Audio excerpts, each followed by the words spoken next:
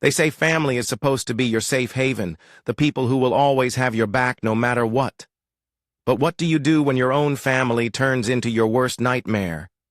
For years, I tried to believe that maybe, just maybe, I was imagining things, that I was being dramatic, that my parents loved me in their own way, even if it didn't always feel like it. But the truth is, I was never really part of their world. Not like my younger brother, Ryan. He was their golden child, the one who could do no wrong. Me? I was just there, an afterthought, a shadow in the background. I told myself I could live with it, that one day I'd leave and build a life of my own. And I did. I got my dream job, met the love of my life, and bought a beautiful house. I thought I was finally free. Then my family came back, and they wanted to take everything from me. First, they tried to steal my house. Then my brother nearly killed me. And just when I thought I had escaped them for good, my parents kidnapped my wife. This is the story of how I survived the most twisted, toxic family imaginable. I always knew I wasn't the favorite. Even when I was a little kid, I could tell. My parents never outright said it, but their actions spoke louder than words. Christmas morning, Ryan got a brand new gaming console, the latest sneakers, stacks of gifts. I got socks, birthdays. Ryan had huge parties, bounce houses, and entertainers. My parents didn't even remember mine after I turned 10. I still remember coming downstairs on my 18th birthday, hoping, just hoping, that maybe this year would be different. It wasn't. No happy birthday, no cake, no card, nothing.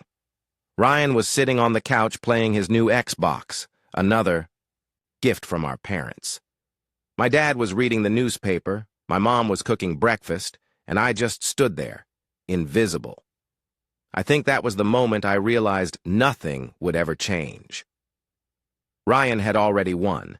He had my parents' love, their attention, their everything, and I was just an extra, a side character in my own family.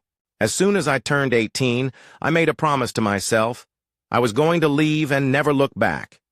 I went to college, got my degree, and started freelancing in graphic design. At first it was just to pay the bills, but I got good at it. Really good. Clients started rolling in, and I built a name for myself. And then I met Megan. She was smart, ambitious, and kind. Unlike my family, she actually saw me. She didn't just love me. She made me feel like I was worth something.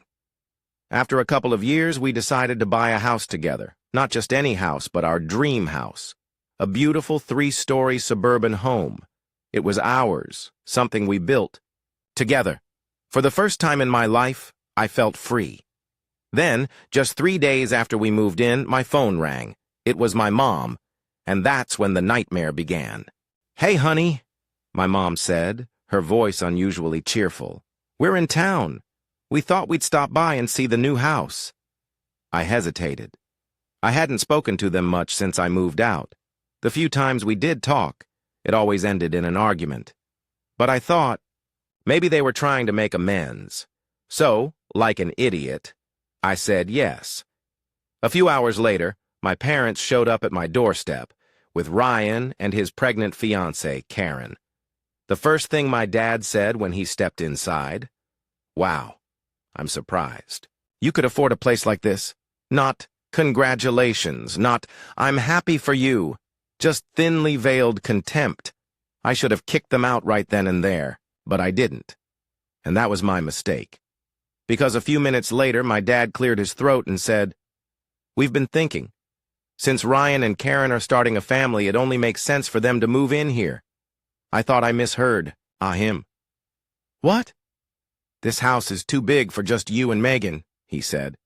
'Ryan and Karen need the space for their baby. You can find a smaller place.' I laughed, because surely this was a joke. But my dad wasn't laughing. Neither was Ryan.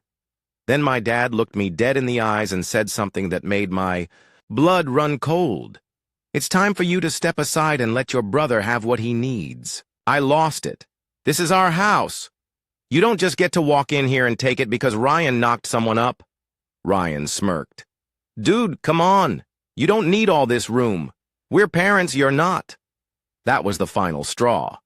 I kicked them out of my house, and the next thing I knew, they were suing me for it. The court battle was brutal. My parents tried to paint me as selfish while Ryan and Karen played the victims, but I had proof, emails, texts, witnesses. Years of evidence showing that I had been emotionally abused and neglected. The judge saw through their lies. Not only did I win the case, but my dad was ordered to pay me $120,000 in damages. That should have been the end of it. But Ryan, he wasn't done.